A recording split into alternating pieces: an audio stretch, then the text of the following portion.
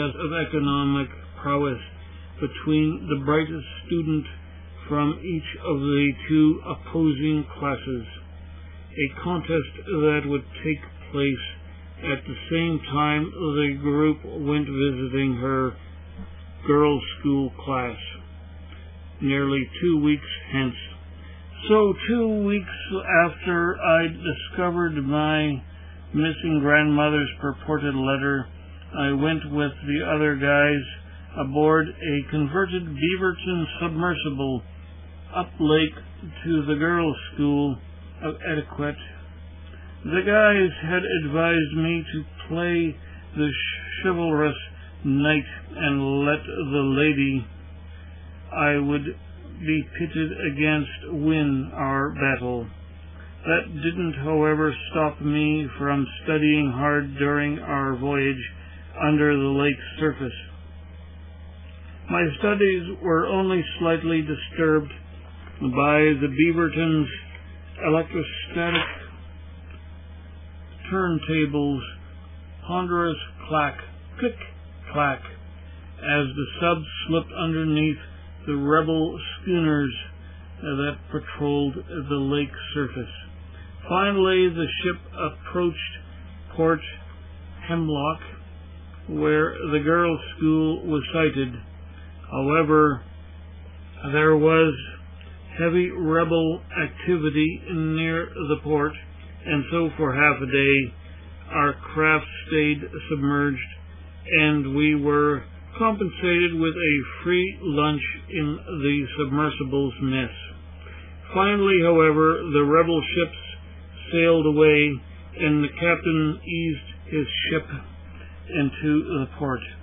I and the gentlemen were escorted into the girls' school of etiquette by the matron, where we socialized, let my lady competitor narrowly win our contest, and were given a tour of the grounds afterwards.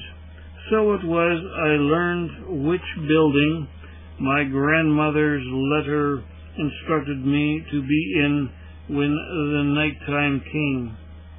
I was immediately struck by all the gargoyles of its roof, as well as its egg-like appearance. Since we weren't going to be leaving Port Hemlock that night, I took my leave from the group of socializing boys and girls, and made my way back to the letter's designated building.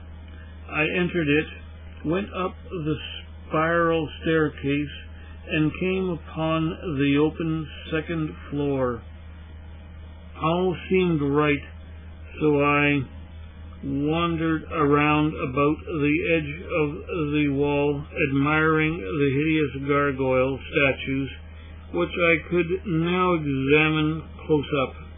Thus I was surprised to discover the statues were not of just genderless monsters, but possessed feminine characteristics and were posed in the style of the models of Raphael's painting The 5 Ages of Woman. This state of affairs might have gone into the wee hours, but as I glanced down the corner of the next hallway, I saw the distant, misty figure of an old woman walking towards me in a gait that reminded me of the limping gait of my grandmother.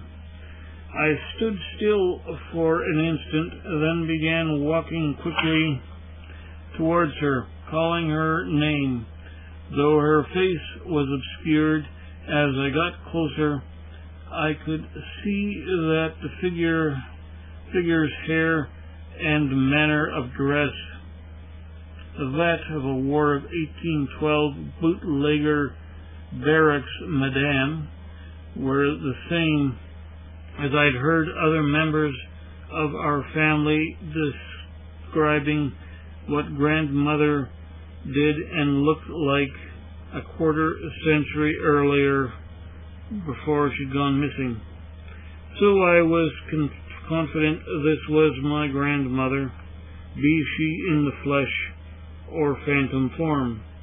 Just as I got close, the figure turned her head suddenly to the left and stared out over the open area beside the building and then slowly faded away.